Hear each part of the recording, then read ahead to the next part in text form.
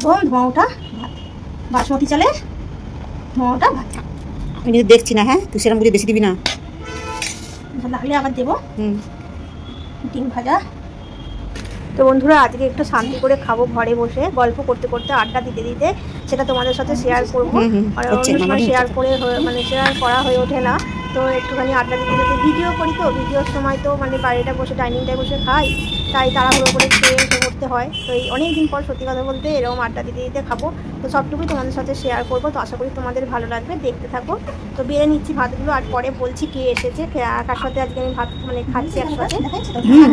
পাহাতেই তো দিতে পারতিস। তো বন্ধুরা যেদিনে আমি ভিডিও করি না সেদিন ঘরে বসে একটু খেয়ে নিই, আর কি করবো। তো চলো দেখতে থাকো। তো যেদিনে ইটিং ভিডিও ডেট থাকে না সেই দিনগুলোতে আমি এরকম ধরনের কিছু ভিডিও যখন নিজে খাবো নিশ্চয়ই দেওয়ার চেষ্টা করবো। তোমরা এরপর ভেবেছি একটু